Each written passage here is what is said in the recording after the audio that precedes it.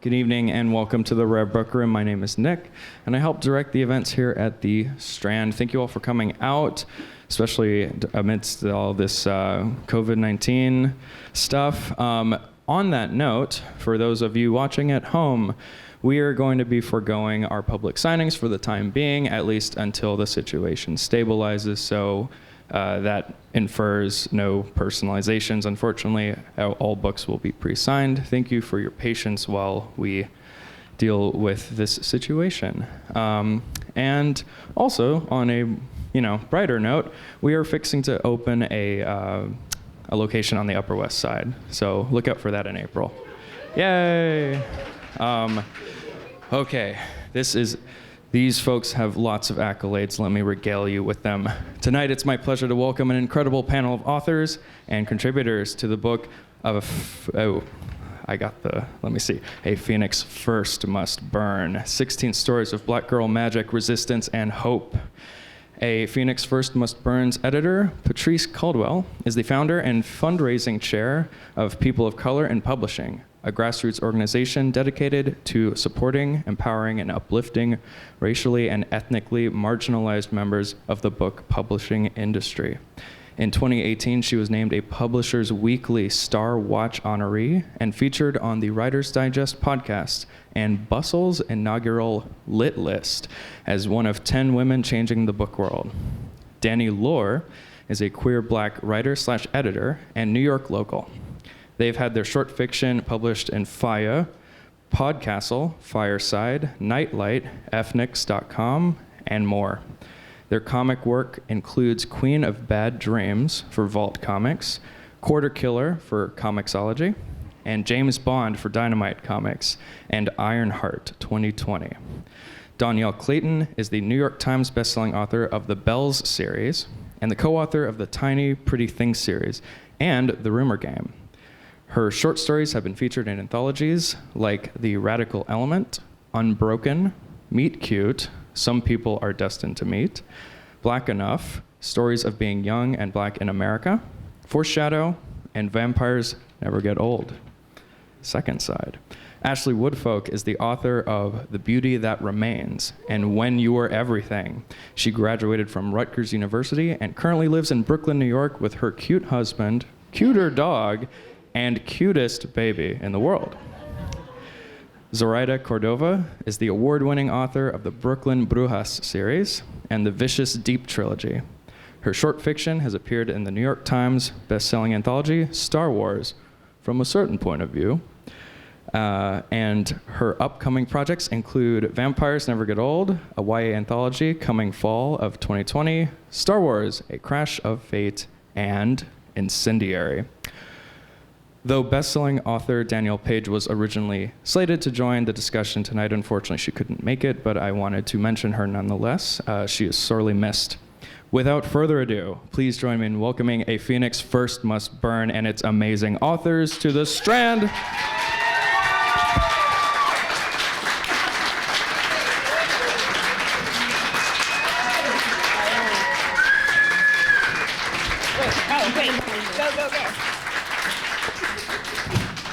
Okay, all right. Sorry, I just watched Magic Mike the other day, so I keep saying that. we have to behave. There's a baby here. He's sleeping. Yes, yeah. So my name is Zoraida Cordova. We all got our introductions.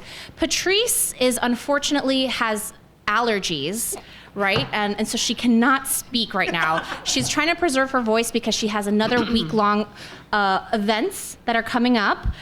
She does not have the coronavirus, is essentially what I'm trying to not so subtly say. Just laryngitis. It's just laryngitis. So we're here to celebrate A Phoenix First Must Burn, the first kind. Why are you laughing? Are you going to be laughing the whole time? Yes. Okay.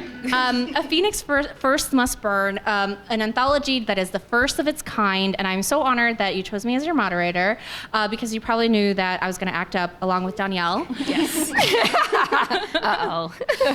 And so before we start, I wanted to read a little bit of Patrice's introduction, since she cannot say it in her own words, although she does have a whiteboard for the lightning round later. As some of you know, this anthology is pitched as Beyonce's Lemonade meets Octavia Butler. And what Patrice has to say for herself is, raised on a diet of The Twilight Zone, Star Trek, and Star Wars, I prefer to create and explore fictional universes than live in my real one, which is real. But whenever I went to the children's section of the library to discover more tales, the novels featuring characters who looked like me were rooted in pain set amid slavery, sharecropping, or segregation. Those narratives are important, yes, but because they are the only ones offered, I started to wonder, where is my fantasy, my future? Why don't Black people exist in speculative worlds? And so for that, we bring you A Phoenix First Must Burn. Man, that's really good. I wish I could ask that person some questions about what they wrote. I know. It would have been nice, but But alas, we have to troll her the entire night. we will. so. We will. We are all Because we love friends her. and we all love each other. So I guess the first question is, oh, wait. Sorry. I Oh, saw there's the a baby open his baby. eyes, so I got excited. We woke the baby up. That's my baby, guys. He's the cutest baby. He is the cutest baby. Just everybody fawn. But don't look at him too much because then you'll give him the evil eye. All right. She's talking about him. So I want you guys to talk about your relationship with Octavia Butler. How did it start? How did you discover her? What it means to you, etc. Danielle, you can go first. Rude. You're right next to me. You knew this was coming. Ashley did this to me on purpose. My relationship to Octavia Butler is complicated because I felt like she was hidden from me for a very long time. And when we look at the canon of science fiction and fantasy, it's all the white guys. And those were the ones that were given to me, Isaac Asimov and Tolkien and George R.R. Martin and Stephen King. SFF bros. Right, all of the bros. And I filled myself on a diet of those because that was what was on my father's shelves. And so I got to Octavia Butler late, and I felt like I was able to read all of her books in 1 year because I was so hungry for representation. And then I was like, wait, there are no more. And then I was so upset that I reached the end. But it's a complicated relationship because she's doing so much. And also I felt like if I had read her at 13 and 14 when my imagination was growing, I think it might look a little different now. And I felt like I was robbed. The scape of YA would have had you sooner? The landscape of YA? No. Meaning that I probably would have written. I didn't start writing until I was like 26. What was your first, because we've talked about this before, right? Like our first fantasy worlds didn't have people of color in them for a reason. Right. Right? So what were yours? I tried to rewrite Tolkien, of course, and make up some elves. I just wanted you to say that in public. And they're brown, and it's really bad. I will put it online at some point and just embarrass myself, but it's like fake Tolkien mess. But if I had gotten Octavia Butler, I feel like I wouldn't have written that junk. I would have been given a license to take the stuff that makes my community awesome and make it magical way earlier. But you're doing that now. Yeah. Yay. I'm actually even newer to Butler, to be perfectly honest. It's only been about a year and a half for me, and I've only actually read one thing, so I know. Because for me, I wasn't exposed younger, which is strange to me because I did have a really sci-fi, fantasy, horror kind of focused world. But that wasn't what was put in front of me. And then to be perfectly honest, for a very long time, because I went to a very white high school and had a lot of a very white educational experience, and that was the only Black name they knew, meant that I didn't read her, because that was where I heard that was the Black name that white people knew, and I didn't trust it. Right. Yeah. To a very strong. It's like how everyone real. gave me the house on Mango Street. Right. True fact. Read that for the first time in 6th grade for class. It was real awkward.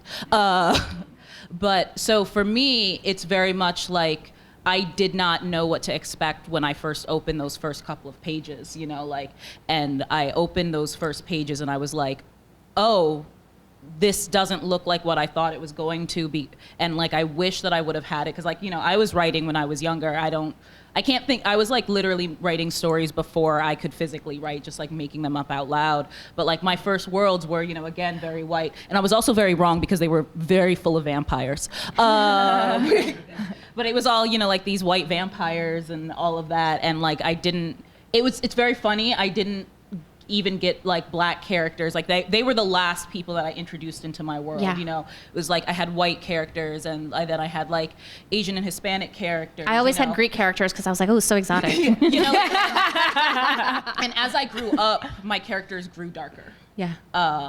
And some of that is because I had spent so much time not seeing myself in writing that it was very scary. You know, the more honest the story, the scarier it is sometimes. And just having that dark skin was too honest for me because I hadn't seen that and I thought that wasn't allowed. And then when, for the first time, I think it, you know, first Butler for me was when my best friend like handed me like one of her books, and that like I was sitting there and I was like, oh, that's different. Like that's not. It changed. Yeah. It changed your perspective. Yeah. For me, I actually, it's interesting because I feel like whenever I'm on a panel like this, everybody always talks about how they didn't have that representation. And I had a similar experience where I didn't have that representation, but I also did have it in a lot of ways that I feel like some people didn't. And I think that was because my mom worked really hard to make sure that I saw myself in like everything. Yeah. So like even starting with like picture books, like I had books with brown kids in them. And then Nico. Yeah, I had the brown picture books, but like it stopped after like children's books. Oh yeah, It's totally. It stops when you get to high school and you're made to read like Shakespeare and like Fitzgerald and all that right. stuff. But like I think that because I had that foundation, and then when I was in high school, I actually, you know, we had to read like Invisible Man and like stuff like that. So I think that when I first saw the first Octavia Butler book that I read was Kindred, but I saw it at the library, and I just saw the girl on the cover, and I was like, oh, like I had no idea what I was getting into. I was just like, oh, like that looks interesting. Imagine little you being like, right? Like I being this so romance. cool. Can you just tell our audience what you were like as a kid? Like, I was basically the same way I am now, but like smaller. more emo, but like super emo. Oh, I mean, I'm still super emo. Yeah. Yes, up in like DC, very soft, very emotional all the time. Like love emo music. Like just always, I don't know, was thinking about like where's my soulmate? Like like that was what I was like. And so I pick up Kindred and I have no idea like what is about to happen to me. Yeah. So I was surprised. Awesome. Well, while we are with you, I want you to talk about your inspiration for your short story. Okay. You know, what it is about, curses, and just like the exploration of that. Okay, so I feel like this is going to tie into one of the lightning round questions later. Okay, great. So there was this Tumblr back in the days when Tumblr was a better, happier place. When it had porn. Where two other authors, Natalie and Tessa, did some short stories. Natalie Parker, Tessa Grimes. Sorry, yes. I'm just saying their names like you guys know who they are. But they had a short story, basically a short story Tumblr, and they asked different authors to write short stories for the Tumblr, and that was originally where the idea It was called started. the collection was called The Hanging Garden, and so Right. they would give you a prompt, and it was just like a GIF or GIF, whatever you want to call it. Yeah. And I did And that you too. could find Yeah, you so could did I. find your own gifts, or they could give you one. Yeah. And so I found one that was Zoe Kravitz putting on red lipstick in the mirror. And that was kind of the seed that started my story. And I just thought about a situation where there would be this girl who is putting on red lipstick, and she's doing it in a way that is a very specific choice. and that red lipstick gives her power. So that was kind of where the seed of the story started. And then I just started thinking about the way that beauty is sometimes seen as a weakness, but also the way that it can be used as a strength. Yeah. And how there could be something dark lurking in there too. So yeah, there's a curse. Talk about the legacy of bad luck. Like, what does that mean? Okay, so this is that's like a deep question. The legacy of bad luck. I think about it all the time. I think about like just like how we believe in bad luck as like people of color. Yeah. So I mean, I feel like superstition is a really important sort of through line in Black culture. I also think the fact that someone can believe something so much that it sort of becomes this idea that is passed down from generation to generation to generation. And ultimately, you might not even know where it started, but you believe it so deeply.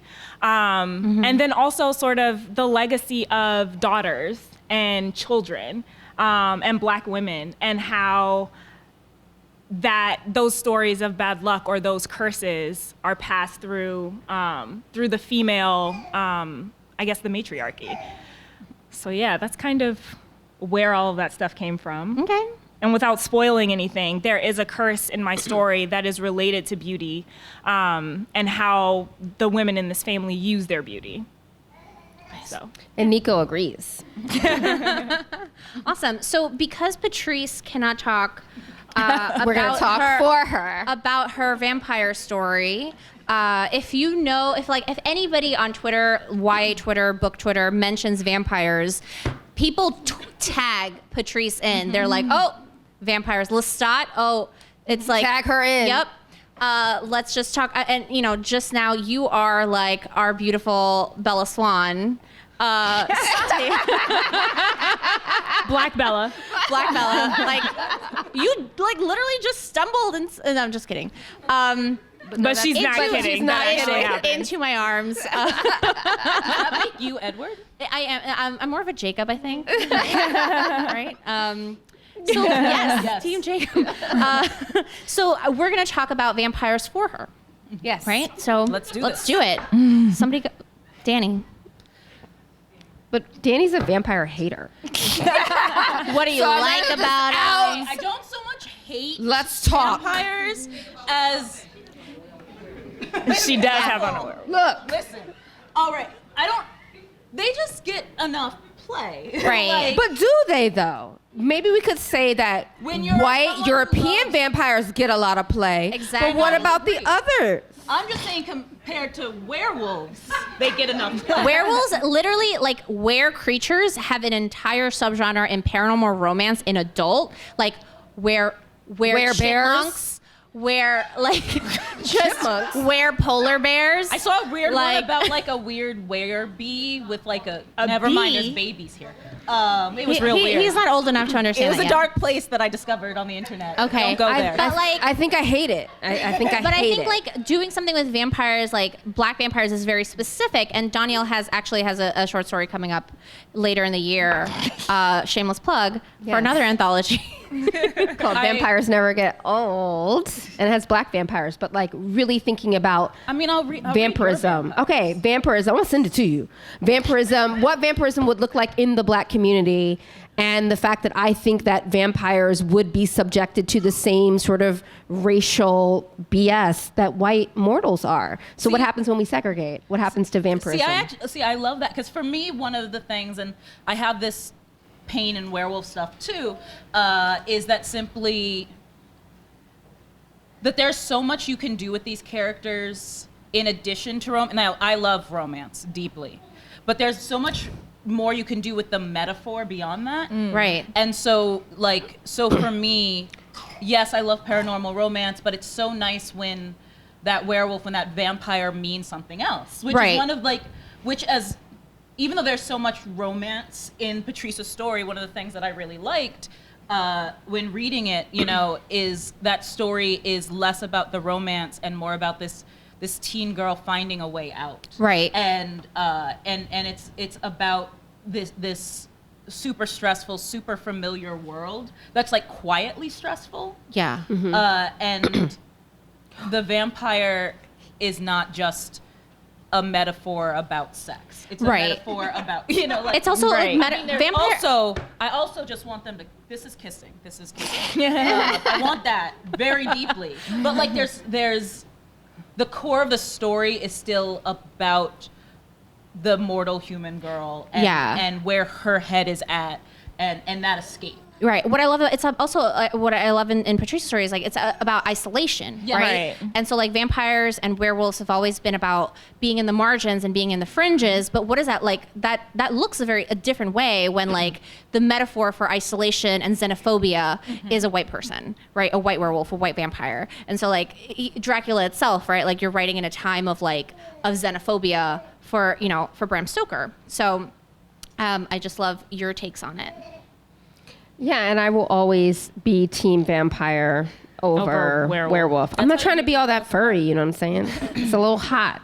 And I wonder how you can just go to the cold and then you will be even No, but out. I like the cold, but I'm wondering like how not werewolfism, like whatever. Yeah. How it translates Lycanthropy. There we go. Thank you. Shakira wrote a whole song about it. Oh my God. We've derailed. How it translates into hot cultures where, some of us don't have all that hair. Like what happens then? Like can I be a vampire in Jamaica? It's hot. When I turn, it's gonna be hot. One, werewolves are always shirtless, so yes. And two, but when I'm in my wolf vampires form, don't need they're not. I was talking to you about this before. Yes. About the answer is it depends what your werewolf metaphor is, and then that'll tell you whether you can It have a also werewolf in depends Jamaica. on like the anatomy of your vampire, right? Like is it you can always have vampires everywhere in any culture because it's not. they're not real. They're not real. Also, it's not depend. I just The feel only like vampire wolves live in the cold, so But you have other therefore, furry creatures in hot weather. like what? Like the wombat? You want to live? I have a lot of problems with werewolves in hot climates.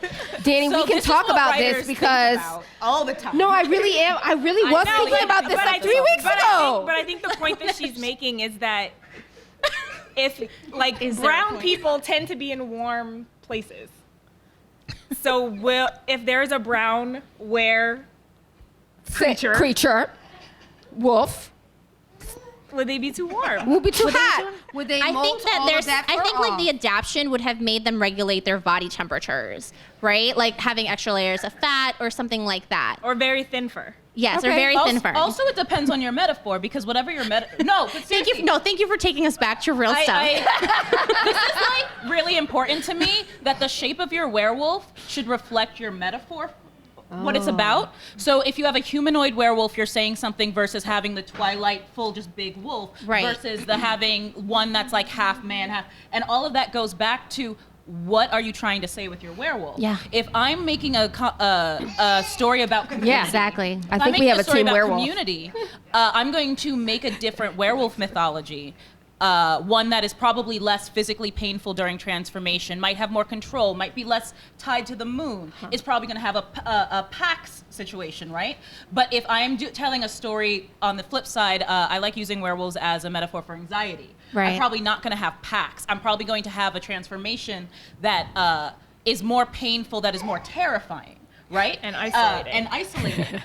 In which case, then, for example, it might be a plot point that they live in a hot area and that is part of it. You know, Right. there's Yeah. often the talk about like the transformation having a feverish component, that kind of thing, because it's supposed to be terrifying. Mm-hmm. So that's why I'm actually not like talking out my butt when I'm like, it depends on your metaphor. Whether Absolutely. Or not I need to it's talk just to hot. you because I'm working on something and I feel like I want- have if to you want- have there's- werewolves in it and it's a hot area of the world and I just cannot. You have to talk. I have questions. So we're going to talk afterwards. I have a lot of questions. This is my thing. Especially when you're in the You know? swamp. Yeah. Yeah. Like, All right. So write about while you're there, while you're there, Dani, can you? Danny in the hot seat.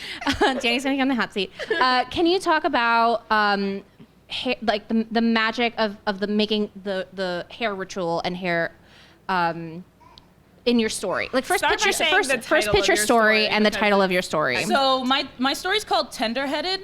To love. I saw like half of y'all like start cracking up hysterically and try to like touch your scalp, which was like, it's okay, you'll never have to know. We will never put you through this. And so my story is actually I'm definitely gonna braid his hair, so maybe. we're crossing our fingers that he's not tender-headed. It didn't matter whether or not I was, because my mother was like the most heavy-handed person on the planet. And so I was not tender-headed, but I might as well have been.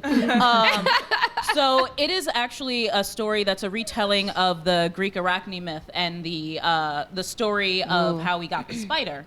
And it's, if you don't know the original myth, arachne is essentially this really overconfident, cocky woman who weaves, and she starts talking a big game. This is my translation of the myth. A big game about how she's better at weaving than anybody else. No one can do a tapestry like her, including the god Athena herself. And Athena's like, oh, word? All right. So You're a spider now. Yeah. so You they need to just actually rewrite all the Greek myths, like, oh, word. So, whole collection so called she goes, Word. okay, Word. we're gonna have a competition, and essentially by the end of the competition, she pisses off Athena enough that she's like, fine, you're gonna be weaving your whole ass life, and turns her into a spider.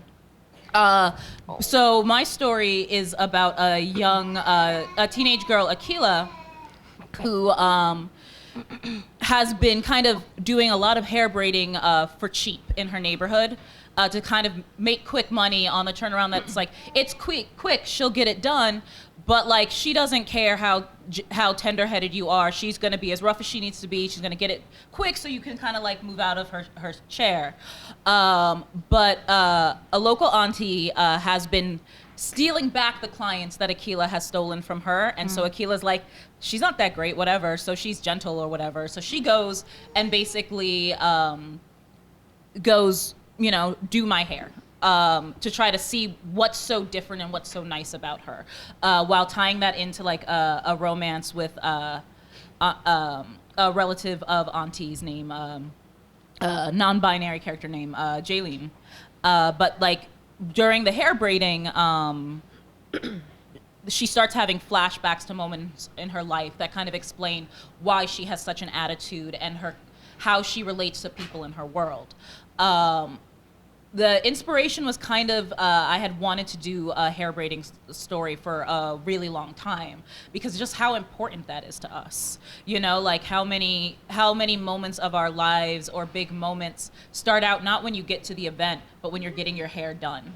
You know, so it was really important to me. Like the start of my prom memories are not when I got to the prom, but when I went and got my hair, you know, colored and straightened for it, you know, like that's the real start of the memory. And, you know, also the most terrifying thing that you can ever mention is the smell of a hot comb. Woo! So I really wanted to do that. Also, what's really nice about like a hair braiding story is I tend to be a very scent memory person. And there's a lot that you can do with the smells of hair. Sensory is great, yeah. You know, the hot comb smell, the nightmare of it next to your hair, the hair grease, like just stuff like that works really well as like a trigger. So I kind of wanted to play with that and play with a 16-year-old girl that's kind of a jerk, but like that doesn't mean that you get to do whatever you want to her. Awesome. That's beautiful. Thank you. Is this your first time in an anthology? Yeah, I had done some short stories for like magazines online before, but this is actually my first like book published prose. Woo! Yeah. And correct me if I'm wrong, your first panel. Yes. Well, Your first YA panel. This is my first like event at the Strand period. I've only ever been on one other panel. I love it. So I want for everybody, I want you to talk about what it's like being part of this kind of, like not just an anthology, but like this kind of anthology. And you're a vet at this, Danielle, so you can go first. So you're calling me an old dog. An old dog. All my life. All my life. Oh no, not Miss Seeley. But yes, I've been in a few anthologies, and this one And felt have run them. and have run them and also been subject to them. This one felt particularly important because I felt like it was a collection of people putting together and leaving something behind that could really speak to Octavia herself, but also her legacy, and give the next generation of Black readers just a piece of magic, because this is something that I wish that I had as a young person, developing my imagination and my definition of magic, my definition of the fantastic. If I had seen more images of Black bodies and Black love and Black things, I would have been a different writer and creator. And so this anthology was super special. Also, Patrice is awesome. She's very organized and flexible and funny and a great editor. It's the first time I've Really been good edited editor. by a Black woman. And so it felt crazy. the first time, ever that I have had that, where I didn't have to explain certain things, the way the grandmother talks. I didn't have to explain tender-headed. Right, nothing. Right? I could not have Nothing. written this book, like this short story, without knowing that Patrice was going to edit it. Like Yeah. this was a story that I allowed myself the freedom to do because I knew that Patrice was going to read it and understand every line. Immediately. We can make you cry because I you know. can't tell us to stop. It just felt really special to have someone who could see me and knew my codes and knew what I was trying to get at, and just the texture that I was leaving behind, and that I didn't have to explain myself. And there's something about our stories where we don't have to explain ourselves or translate ourselves for anyone. And that's something that creates a beautiful puzzle. And that was Patrice. For me, it was really nice too, because I don't normally write genre fiction. I'm much more like a contemporary baby. And it was nice to sort of stretch a little bit and to feel comfortable stretching, and to know that I had actually written a completely different story for this anthology. And I was like, this is really broken and I don't know how to fix it. So here's this other thing. But she sort of gave me the space to do that, to like try one thing, and then when it wasn't working, to shift and do something else. So that was a really nice experience too, because you don't always get the opportunity to start over, which sometimes you have to do a lot. And like one of Patrice's mandates for this was that all of the stories had to have a hopeful ending. And it's real. And if anyone has ever looked at things that I write naturally, I'm like no matter the genre, I'm a horror writer by heart. So like hopeful endings like don't come naturally to me. So like that was the way that I ended up stretching myself. Like aside from this being the first YA thing I've ever written.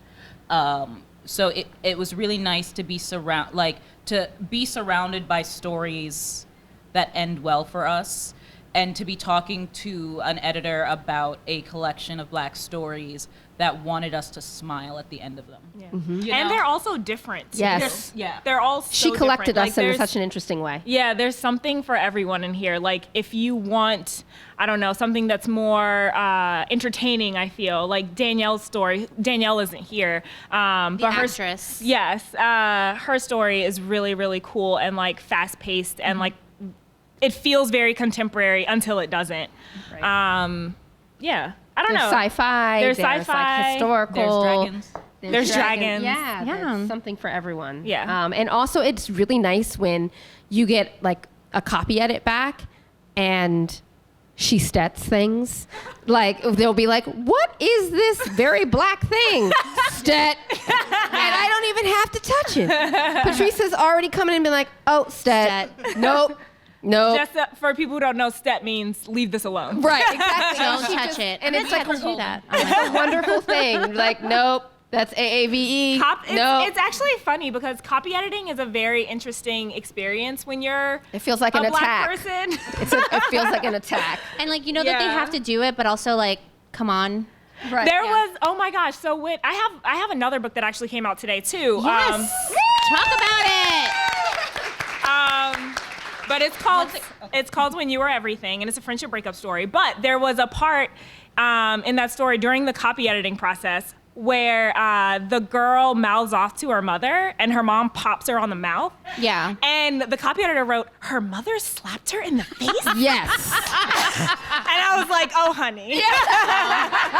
Sweet summer child. Oh yeah, I got popped. Well, also, like, this is like a tangent, but there was like this Zachary Quinto TV show that came out, like, or was going to come out a long time ago, and the whole That's premise. like the opposite of this panel. The whole yes, like the whole premise was like this guy like slaps his kid, and I was like, that's just like Normal. a regular Latin gathering. Like, you're just like, this kid's not behaving, just like stop it. And like then these like like the whole premise, like the conflict is like a slap of this child, and I was like, I don't get it. Anyway, this show is not for me. But it was really also like, I am a very nervous, anxious person, and I'm also like fairly early on in my career, and so there's a lot of dimming that self-editing before you hand over the story, and especially when you're writing with a Black voice and you have no guarantee you're going to have a Black copy editor. There's a bit of sitting there and going, this is the line I wanted to write, but I don't want to deal with explaining why. Yeah. Right. Getting the question, and so you change the line. So, do something like that. And Don't do that anymore. I'm working on it. I'm working real hard on Yeah. it. Yeah. Because I'll I talk to stopped them. explaining things. I'll just say stat. That's it. You also don't have to explain yourself. I feel like Right. sometimes authors are like, well, this is the reason. This is like 2 paragraphs as to why I want to put this comma here, right? Whereas you just put the comma in there. Just do it. I'm just so used to like not the like auto explaining. Yeah. But then when I'm like, no, I want this in, someone going, why? Like, not even Yeah. the initial, like, I don't ever feel the need to, because I have like freelance edited comics, and I've gotten 8 paragraphs back for like a 1 line, literally. Like, and then just going, but I'm just worried about getting the why. Right. So hard that I like, even if I don't give the explanation, I sit Yeah. there for 3 hours thinking of the explanation. We're And so it's like- programmed. and so like just going, no, this is what it's gonna be, and I know that someone in the line, Patrice in this case, like has my back. Has your back, and that's really important. Yeah. That's Yeah. really important. So Danielle. Oh God. Last question to you before we move on to our lightning round, and then Okay. audience questions. Okay. So in your book, your short story is called "Hearts Turned to Ash." I've known Danielle for a long time. We have a podcast together, Deadline City. So I'm going to ask you a personal question. For someone who professes such a troll. to not write romance, you sure explore the theme of love over and over again in your work. Why? ¿Por qué why? Because she loves love. I hate it because I'm also sitting next to my like marshmallow. I'm like sandwiched here between 2 of my closest friends who troll me in my personal life constantly. Love it. You feed off of it. Okay, so this story is called Hearts Turned to Ash, and it's about a girl who has broken up with her boyfriend, and her heart literally is starting to disintegrate. She wakes up and it's literally falling apart. And she has to go to the conjure woman and either get a new heart or have the one in her chest regrown. And I wanted to have a conversation because my grandmother told me when I was a tween, when I was just getting into liking other people, to never give my heart away. She was very distrustful of romantic relationships, men in particular. And she said, never get married, never give your heart away, always take care of yourself first. Never lose yourself sort of in another person. And I wanted to explore this idea of what if your heart started to disintegrate when you decided to give it away without thinking about it. And talk to teenagers about what happens when they fall into this idea of love, and they literally become a we before they know who me or I is. And because I was always a person that was like, I'm just a me. I don't want to be a we. And still, that is definitely my brand and my personality. I'm like, we like cheese. Who is we? I am allergic to cheese. So I just have been always, since I was a teenager, resistant. All of my love stories are hate to love, because that's what it's going to be.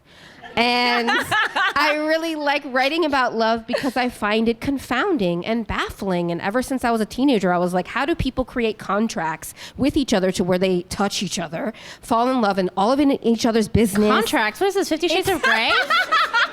I knew you were going to say that when I used the word. Meaning, it's a social contract of like a relationship that we've created these rules where we literally do these things together. And I'm just fascinated with how those relationships come to be.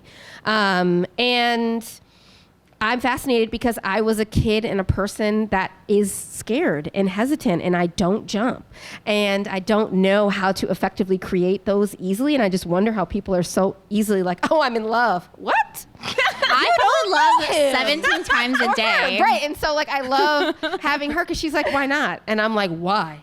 And so I wanted to explore sort of that. And this is not just romantic. This is how she is with everyone. Yes. I'm Like like, I was all up in her business. I wanted to be her friend so bad. And she avoided me for 2 years. I did. I got her now. I was like, this girl, Ashley, she keeps emailing me. And she's like, oh, we could do this and this. And I'm like, what's happening? That may be the most relatable thing. Like, to be fair, I've been like literally married for a while, but like also basically married since I was 15. But like aside from that, yeah, that was her. Her, my wife. Yeah. I'm not gonna live that one down. But like, you know, in like virtually everything else, I'm like, yeah, we're cool. And that's there, you know, like, and then like those beats where suddenly like you go from this part of the line to like that. I'm curious about the line.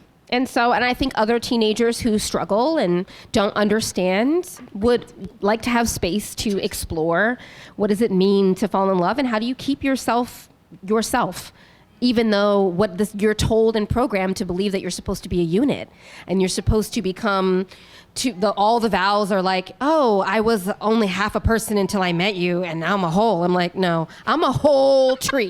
I'm a whole coin, a whole person, right? And so I never understood that. So I just wanted to give other people a space to explore what does it mean to give your heart away and what happens when we make mistakes, or what do we learn? Awesome. So love is hard.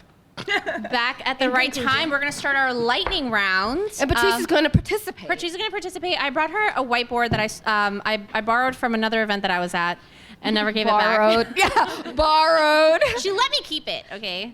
All right. What's the first book you'd read if you, and this is hard to imagine, had to self-quarantine yourself?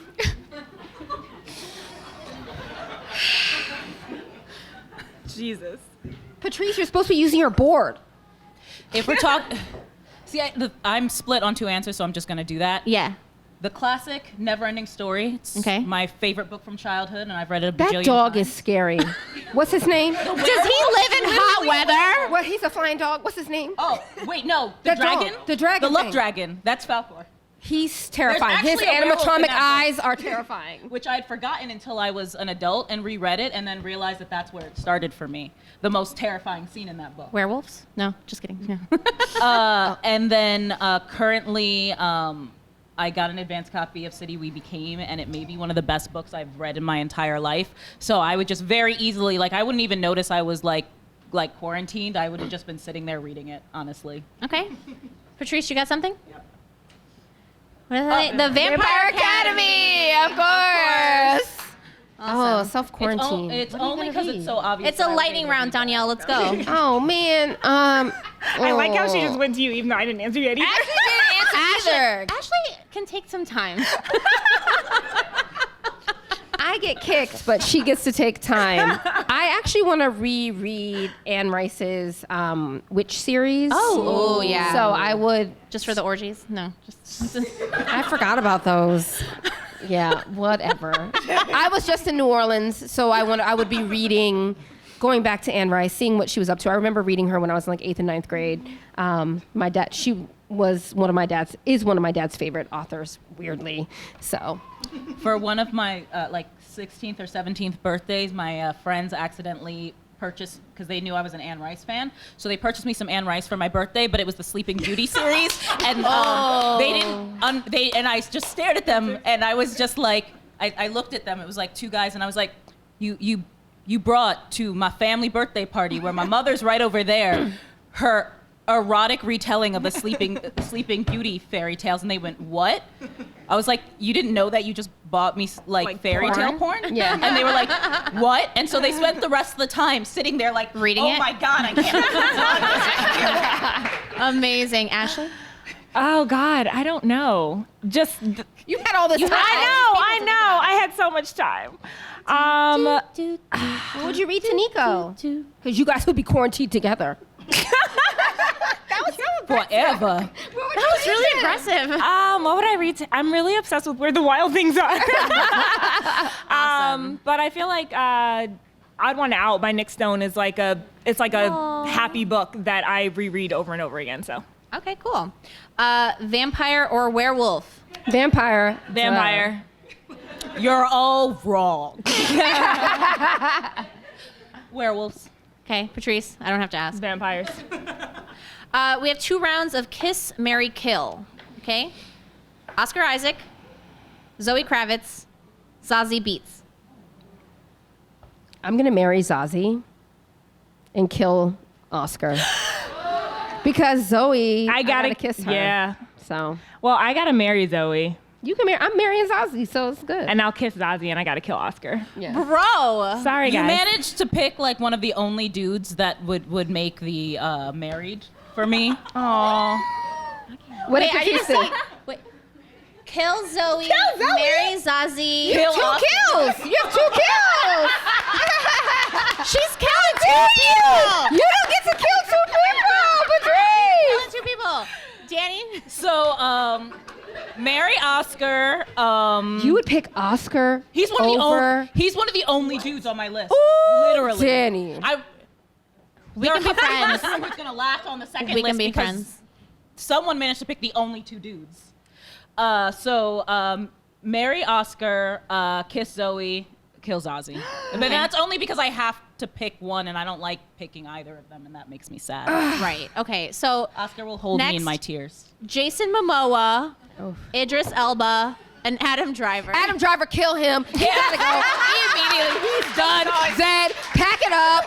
Send him on, and you can tell all those stands, those Kylo stands that I said it. I don't tweet care. it. Don't tweet kill that. him. He's done. Someone's trying to get us killed. I'm gonna marry Idris because for the culture, I'm gonna marry Idris, and Jason Momoa will get a kiss. I've met Jason Momoa. He is just too much, man. He's really just too much.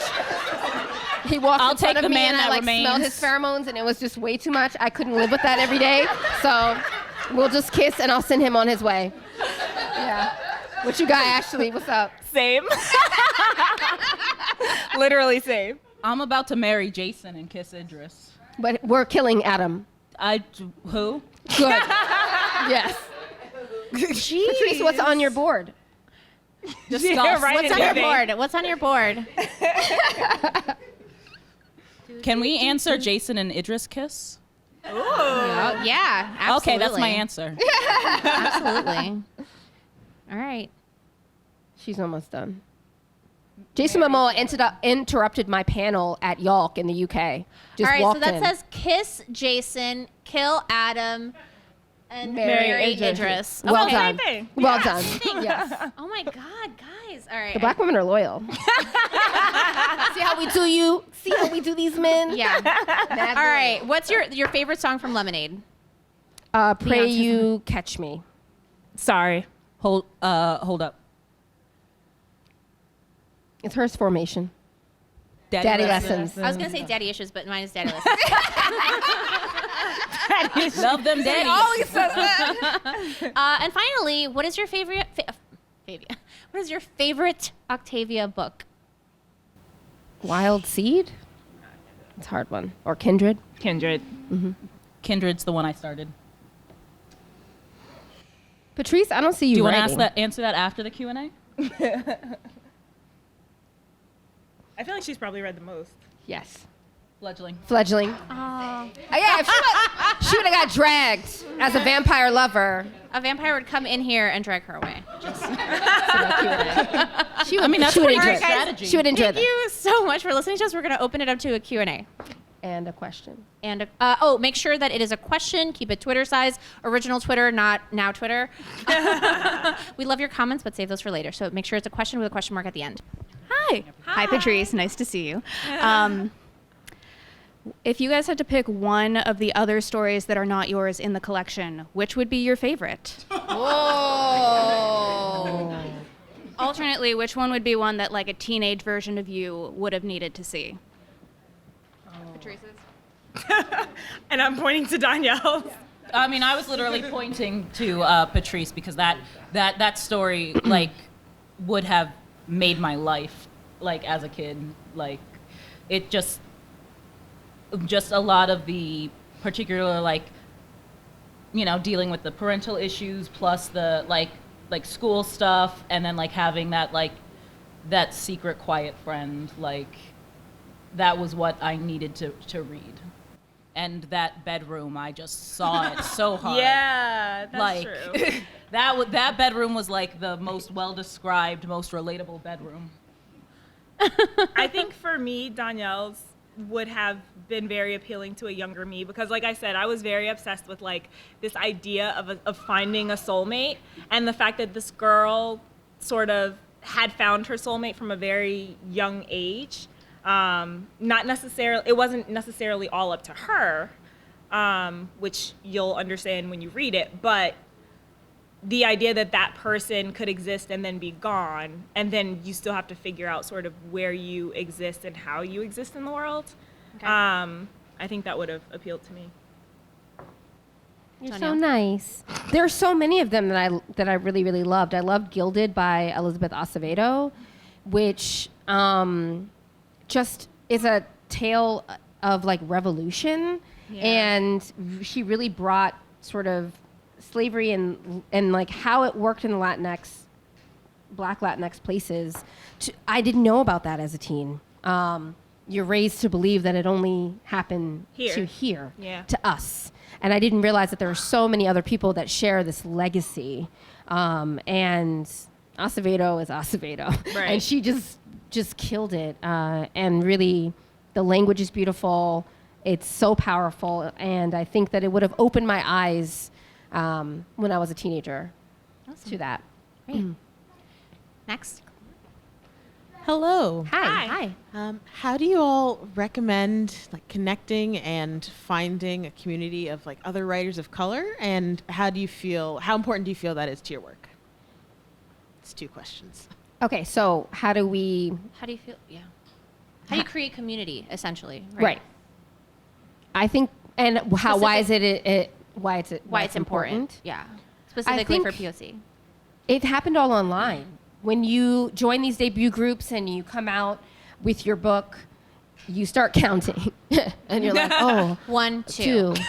Right. And you debuted in 2012. Yeah. And I debuted in 2015, and it was me and Nicola Yoon as the Black women. And so I started counting, then I was like, oh, and then we have Saba, Tahir, and like, and we just you start coalescing and collecting together because your experiences as women of color, people of color, are different in the industry. And I think that you start sticking and clumping and coming together to sort of, talk about what's happening and share resources. I do think it's important to reach out, and I know that it's like anxiety inducing and like everyone's very shy. You can tell Danielle and I are very shy people. What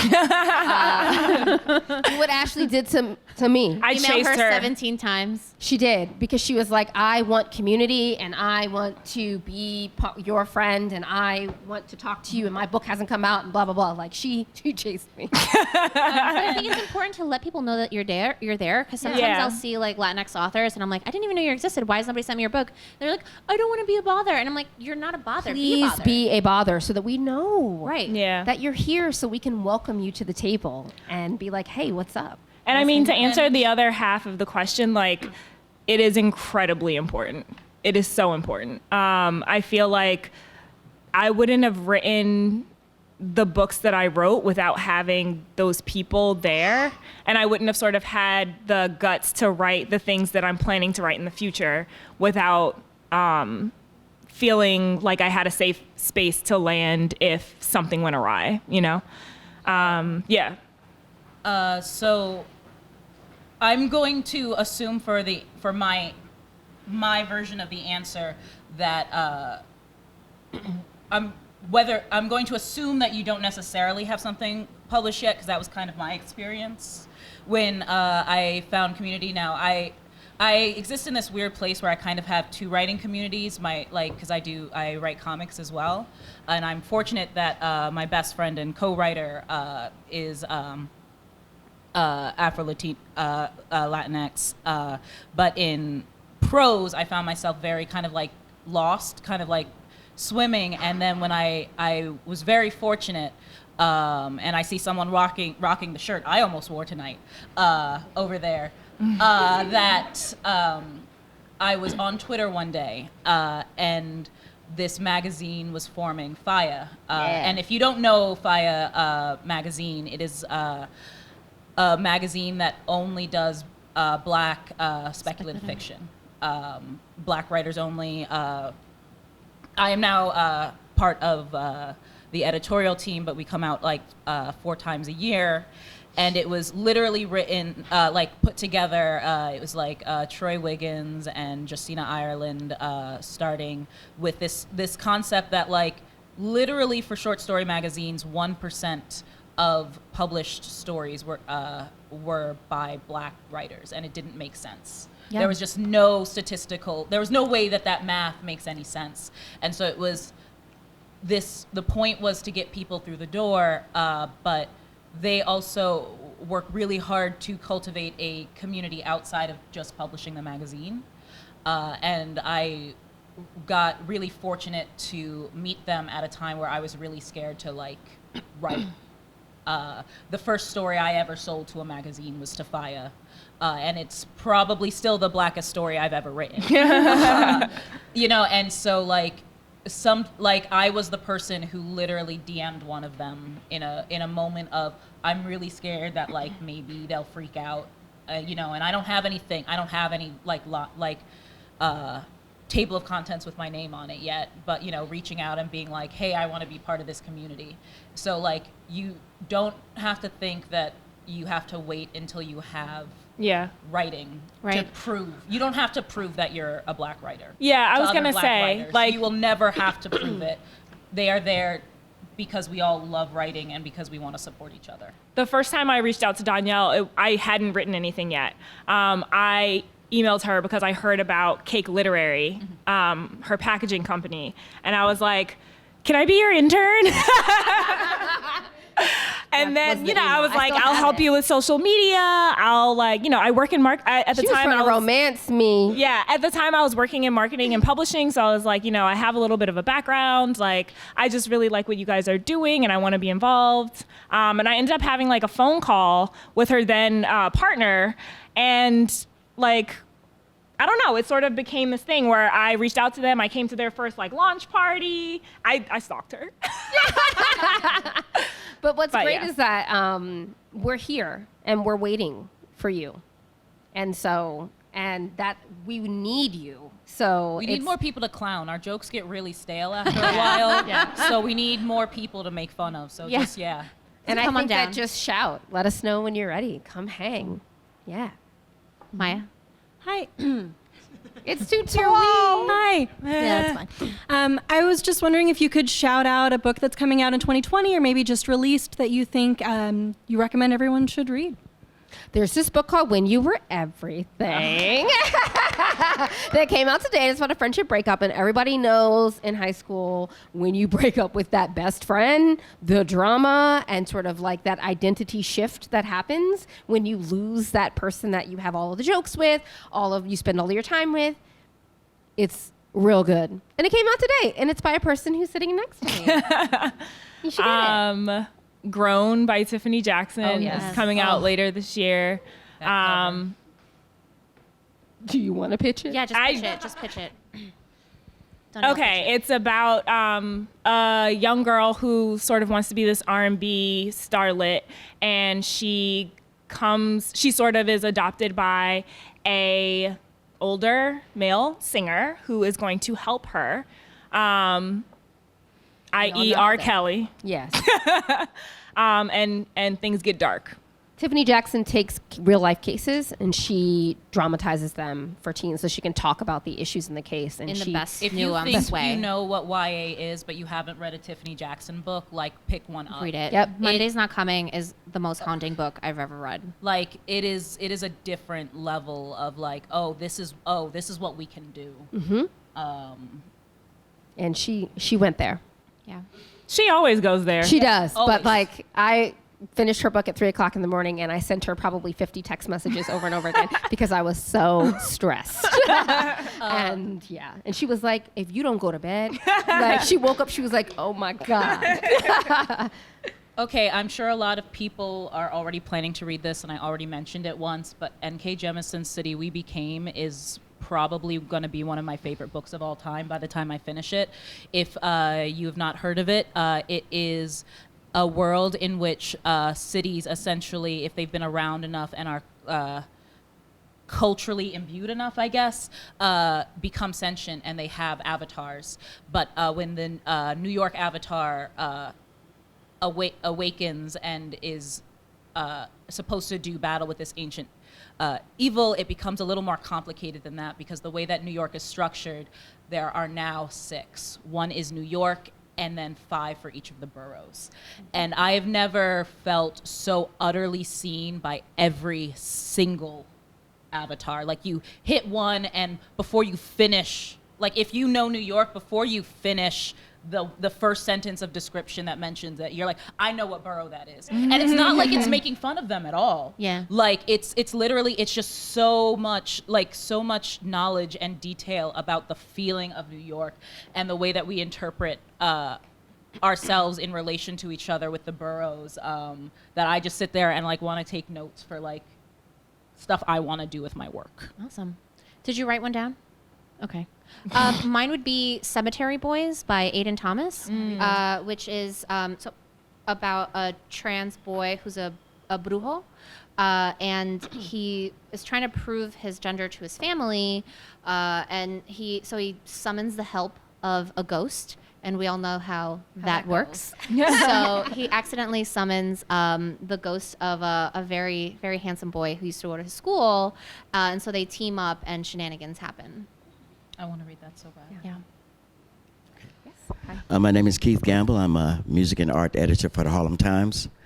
And I would like to direct this question to Dani Lore. Is there any truth to the rumor that you're doing a screenplay for a major Hollywood studio? There is absolutely not happening. And why are you messing with me? What's happening? You know, Harlem wants to know. Okay, I'm stressed. He's friends with my mom. Okay. And I have another question. Let's talk about sex, okay? How do you approach your characters, this is for the entire panel, how do you approach your character as far as creation of your character if one is straight and the other is gay? Is there a similar approach? Is there a different approach? Generally speaking, my character's sexuality is chosen by how I've designed their love interest. I tend not to really think about definition of sexuality or gender in particular when creating the story, because I tend to approach character building like I am creating characters to complement each other. I tend to lean towards queer characters. Mostly, in my writing, I will write a lot of gay cis men, and that comes with long hours of gender conversation that we're not doing here. But I tend to write queer characters because I can pick up, eyes closed, randomly a book on the shelf and find plenty of straight ones.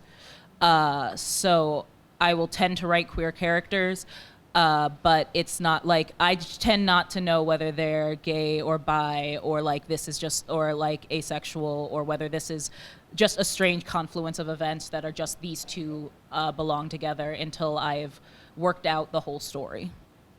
I've written queer and straight characters, and I just try to make the situations as swoony and hot and cute as possible, regardless of the person attached to the lips. The lips are the most important The part lips are anyway. so important. Jason Momoa. Yeah. Excellent set of lips. I got a person that was mad at me on, this happens a lot, on Instagram because in my short story, I said that the grandmother gives the granddaughter advice and says that men are terrible with hearts and that women are much better.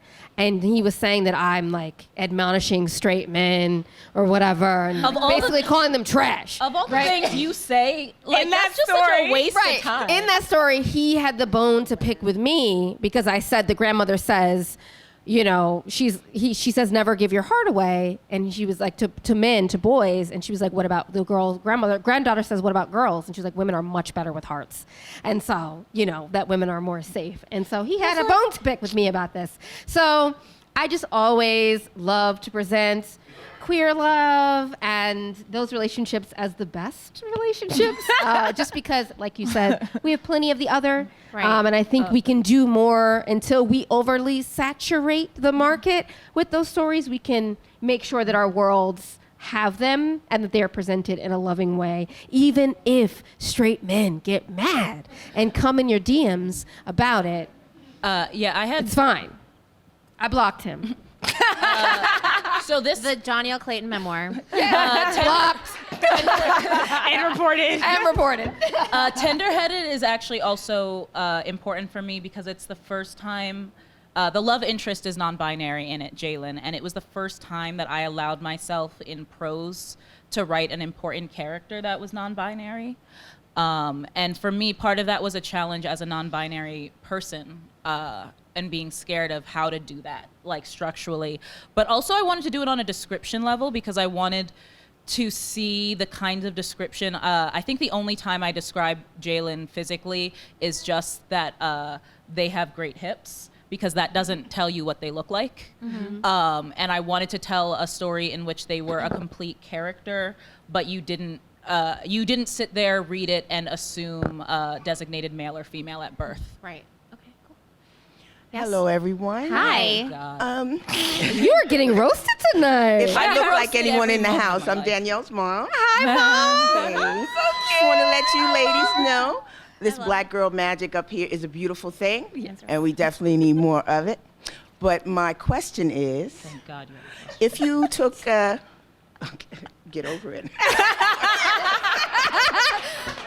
She is just like your mom, who is also If here. you took your strongest character, which perhaps was your favorite character, and you situated them in the real world, what do you think that character, how it would make the world better, In this and story? why? Why do you assume they would make it better? Any of my favorite characters make it worse. Don't argue with mommy. really? Don't argue with your mother. Wait. Are you talking about our favorite character that we've ever written, or Yes, you mean? favorite, strongest character, take them out of the books, put them in real life. How would what they- Would they what would Yeah, they do? what That's would a you do? great question. I've never been asked that question Thank before. you so much. Let Danielle say that again. Nah, but for real, my favorite characters I've ever written just make the whole world worse. but that's just on a more serious note. Like, my favorite characters to write tend to be a kind of like negaverse wish fulfillment. like in Sailor Moon? In that I write characters who are the exact opposite of my anxiety, in that their cockiness and confidence and self-centeredness in that way is their antagonist. That they are constantly putting themselves in the worst possible situations as opposed to people around them. So very seriously, if I was to take my favorite character I've ever written, it would just be a disaster in the real world, because he just would always go, nah, I got this. And you would just be like, cool, you've made it worse for everyone now. Just to serve your own ego. That's great. Excellent. I think every person, real and imagined, have both sort of a light and a dark side to them. So I think that any character that I have written sort of has the potential to make the world a better place, but also has the potential to like mess things up. Mm-hmm. But I also think that just because someone messes things up, that doesn't mean that that doesn't mean that their overall effect on the world will be negative. So I don't know. I feel like if I pick a character, my character in this story, her name is Bree, or Aubrey, and she is very concerned with her effect on the people around her and making sure that, and so she hides a little bit to protect other people. And I think in some ways that's really good because, you know, she's being selfless, but in other ways to sort of give up a piece of yourself to be less, to protect other people is also like not great for the world. So I don't know. Yeah. Do you have any? I think my character in this story, Etta, would she would be a mess and a cautionary tale, like a PSA after school special for like girls. Be careful out here. I think that. So you're thinking of falling in love, Right. Let me tell you what can happen to you if you're not careful. But I do think that it's good for teens and people to see people who have come through something on the other side and that they are okay, and that can be their impact on the world. Awesome. That's beautiful. So thank you guys so much. Thank you guys for being here. Please clap.